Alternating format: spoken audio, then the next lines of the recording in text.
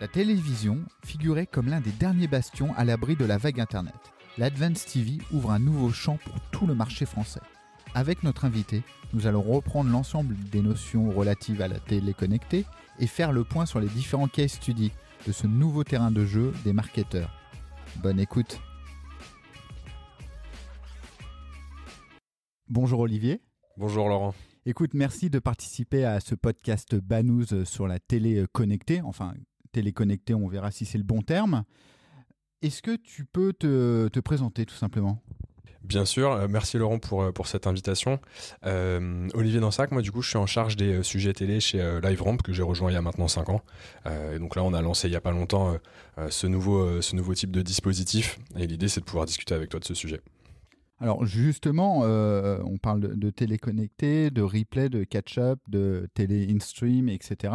Est-ce que tu peux faire un bref rappel des différents channels concernant la télé connectée finalement ?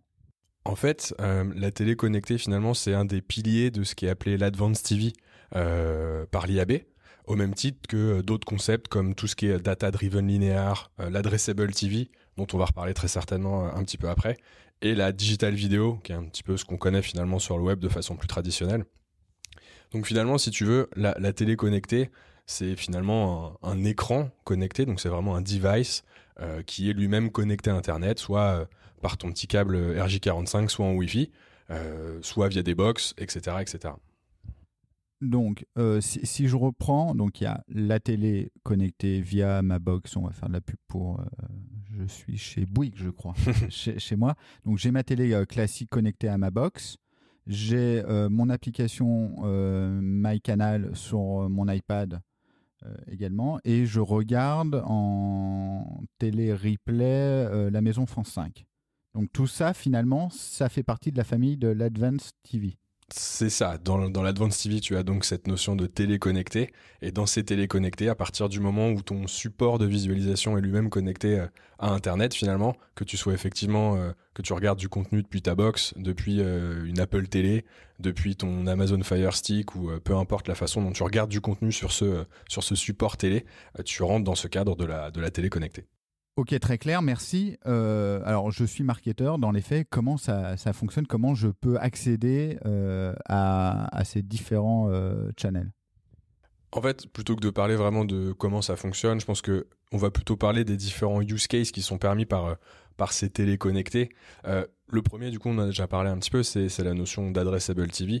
Et là, c'est vraiment l'idée d'avoir un contenu différencié entre deux foyers en fonction de tes appétences. Donc, l'exemple classique, c'est tu regardes TF1 à 21h le vendredi, moi aussi. On n'est pas dans la même, dans la même zone d'habitation, par exemple. Toi, tu vas avoir une pub pour un produit qui est vendu localement, et moi, un autre produit qui est vendu uniquement dans ma zone géographique. C'est ça ce qu'on appelle l'Addressable TV aujourd'hui. Et c'est quelque chose qui... Ça, c'est le Graal, finalement. C'est ce qui existe dans différents marchés, qui est d'autres marchés limitrophes ou aux États-Unis depuis près de 10 ans, qui est pas encore autorisé finalement en France à cause de la réglementation. Il y a beaucoup de discussions aujourd'hui des différents régulateurs pour faire évoluer un petit peu ces points-là, parce que évidemment pour le marketeur, c'est comme tu disais un petit peu le Graal. Donc aujourd'hui, pour être concret, sur la diffusion dite linéaire, les diffuseurs ne peuvent pousser qu'un seul et même flux. Donc aujourd'hui, cette notion d'Addressable TV ou de télé adressée n'est pas autorisée. C'est possible sur tout ce qui est IPTV, sur la catch-up, etc., mais pas sur le flux traditionnel.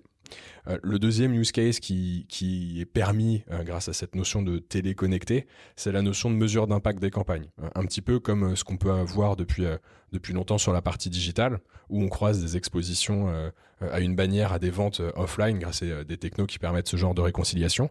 Là, l'idée, c'est de pouvoir faire la même chose à partir de données de visualisation issues de ta box, par exemple, ou de ton application que tu utilises pour regarder ton contenu, et croiser ça avec des données de vente de retailers ou de magasins qui ont eux-mêmes leurs données de transaction directement pour avoir l'impact de ta campagne télé sur des ventes en magasin offline.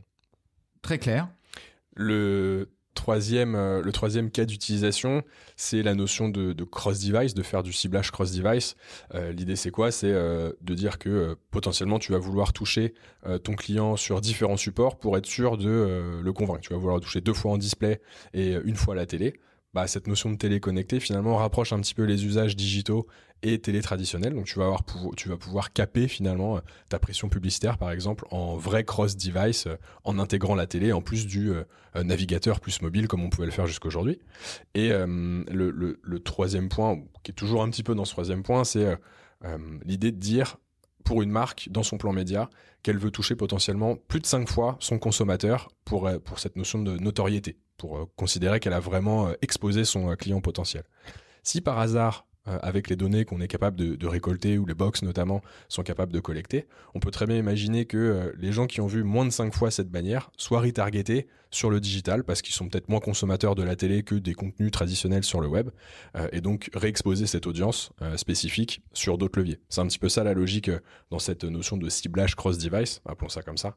Et la dernière utilisation de ces données-là, c'est pour optimiser ton ciblage linéaire traditionnel. C'est-à-dire que tu vas utiliser de la donnée de la connaissance client par rapport à ton historique de visualisation d'un contenu pour que la marque puisse savoir que tu es plutôt consommateur de ce créneau horaire.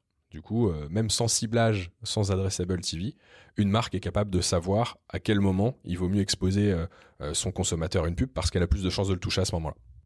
D'accord, super clair. Justement, tu parlais de data. On sait que le RGPD, c'est un sujet incontournable maintenant du marketing. Comment tu vas gérer la privacy ? C'est une bonne question. Y a plusieurs aspects. Le premier, c'est évidemment pour les telcos, ceux qui vont collecter de la donnée, qui vont pousser le contenu, si tu regardes depuis ta box. Ils ont lancé de vastes chantiers sur tout ce qui est optimisation pour obtenir les consentements, parce qu'évidemment tous les use cases dont on parlait avant ne sont réalisables que si on a le bon consentement du consommateur explicite avec les bonnes finalités expliquées. Donc pour ça, il faut mettre au courant finalement son consommateur et avoir son autorisation pour faire ces use cases. Donc les telcos sont passés, comme je disais juste avant, sur cette notion d'optimisation de leur base pour pouvoir utiliser la connaissance client autour d'eux. Mais ça va dépendre également de la façon dont tu regardes le contenu. Aujourd'hui en France, beaucoup de personnes regardent depuis la box. Mais si tu regardes du contenu vidéo finalement sur une application type MyCanal, tu vas également devoir accepter ces conditions d'utilisation avec la collecte de l'opt-in, etc. Donc c'est vraiment cette notion de consentement. Et même chose aussi pour les marques au final. Si... je prends l'exemple de Coca-Cola qui veut faire son analyse, son rapport de mesure sur l'impact de sa campagne télé sur ses ventes. Faudra avoir l'opt-in au moment de la collecte de l'information par la marque en tant que telle, pas uniquement sur le côté diffuseur finalement. D'accord, super clair. Justement, tu parlais de telco, de chaîne TV. En fait, comment s'organise ce marché ?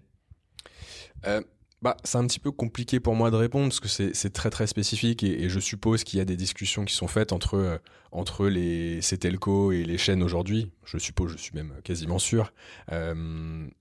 Mais c'est vrai que le rapport de force évolue. Historiquement, le telco poussait uniquement du contenu qui était lui-même poussé par le broadcaster. Aujourd'hui, il peut y avoir une création de valeur un petit peu différente avec ces notions d'utilisation de la data, etc. Et on peut voir sur les marchés limitrophes, on va prendre l'exemple de la Belgique par exemple, où la notion d'adressabilité est autorisée depuis 2017, que certains acteurs n'ont toujours pas trouvé le bon modèle économique ou n'ont pas suffisamment avancé dans les négociations pour proposer ces dispositifs d'adressable TV aux marques. Parce qu'il y a toujours des discussions entre eux. Donc, compliqué pour moi de répondre parce que c'est des sujets qui sont très complexes, je pense, entre les différents opérateurs. Mais tout le monde a un intérêt à travailler ensemble pour créer de la valeur et répartir au mieux cette valeur. Est-ce que l'ouverture de ce marché va finalement pousser les chaînes ou les telcos à aller sur le terrain de la performance ou pas ? Ou tu penses qu'on va rester encore au visionnage, à un modèle plus traditionnel ? Je vais répondre un peu entre les deux. Je pense que les marques aujourd'hui auront la possibilité d'utiliser de la donnée pour avoir une vision ROIs de leur campagne. Donc dans l'idée, forcément, si on peut avoir une vision ROIs plutôt que cette notion de notoriété qui était uniquement permise, on va dire, ou qui était l'intérêt unique de la télé par le passé, peut-être qu'il va y avoir un petit challenge, on va dire, des marques vis-à-vis des diffuseurs avec cette notion de performance. On peut aussi voir que sur d'autres marchés, cette notion d'adressabilité permet de revaloriser certains inventaires. Typiquement, il y a grâce à cette notion d'adressabilité, il y a peut-être des nouveaux acteurs, des nouveaux annonceurs qui sont pas présents aujourd'hui sur le marché de la télé parce qu'ils considèrent que ça coûte trop cher et que justement ils n'arrivent pas à mesurer la performance et l'impact des campagnes sur leurs dépenses médias. Peut-être que ces gens-là vont rentrer sur ce marché, revaloriser du coup l'inventaire, et donc il y a un intérêt pour les chaînes d'offrir ce type de service avec une brique un petit peu performance. Malgré tout, la télé, ça reste un média très foyer, un média de masse, où la notion de notoriété est importante, et du coup on n'est pas vraiment sur la notion de performance. Si on prend l'exemple d'un constructeur automobile ou d'une assurance où les cycles de vente sont très longs, est-ce que c'est vraiment cohérent de se dire je veux utiliser la télé comme un média, comme un outil de performance? Pas forcément. C'est peut-être plus l'idée d'être présent dans l'esprit des gens pour le jour où on se posera la question de changer de véhicule, rentrer dans un système de marketing à la performance, peut-être plus drivé par les communications web comme on peut le voir aujourd'hui. Donc réponse un petit peu entre les deux. Non, mais c'est très clair. Alors, lorsqu'on voit la chute, alors tu vas me dire si c'est une question qui a du sens ou pas par rapport à ce que tu expliquais au préalable, mais lorsqu'on voit la chute des parts de marché, par exemple, des jeunes entre 15 et 34 ans, on se dit que finalement, c'est un peu tard pour ouvrir ce médium-là. Si on considère la consommation de la télé traditionnelle, effectivement, il y a une évolution des usages, notamment chez les jeunes qui consomment peut-être moins la télé de façon traditionnelle comme on pouvait le faire par le passé. Après, ça ne veut pas dire que cette tranche d'âge ne regarde pas du contenu sur la télé. Ils regardent des contenus différents. Tu vas regarder du Netflix, tu vas regarder MyCanal, tu vas regarder YouTube, tu vas regarder Twitch, tu vas regarder d'autres types de contenus sur lesquels il peut y avoir de la publicité. Et tu vas quand même regarder sur ta télé. Donc c'est simplement le contenu qui est un petit peu différent. Et malgré tout, ces consommations vidéo sont en pleine croissance. Il n'y a jamais eu autant de contenu vidéo regardé sur le digital aujourd'hui, mais potentiellement la frontière entre ce qu'on appelait le digital, la consommation de vidéos sur le digital et ce que tu vas faire sur ta télé, la frontière devient de plus en plus fine. Donc, du coup, une nouvelle fois, réponse un petit peu entre les deux. La part d'audience diminue sur la télé traditionnelle, mais augmente sur la vidéo au global. Donc, est-ce que c'est trop tard ? Je pense que mieux vaut tard que jamais, finalement, sur l'ouverture de ce marché. Ce qui est sûr, c'est que ça va permettre éventuellement de rééquilibrer un petit peu les forces versus entre par exemple un TF1 et un YouTube, puisque un TF1 va être en mesure de proposer des formes de ciblage éventuellement similaires à ce que peut proposer un YouTube, avoir des rapports de mesure relativement comparables à ce que peut proposer un YouTube. Et du coup, c'est vrai que dans un plan média global pour un annonceur et une agence, il va pouvoir intégrer différents dispositifs avec des KPI qui seront de plus en plus proches les uns des autres. Donc ce sera peut-être plus pertinent et ça va peut-être recréer de la valeur, c'est certain. Après, dire c'est trop tard, non, je ne pense pas que ce soit trop tard. Alors, si on fait un peu de prospective, comment vois-tu le marché à moyen terme ?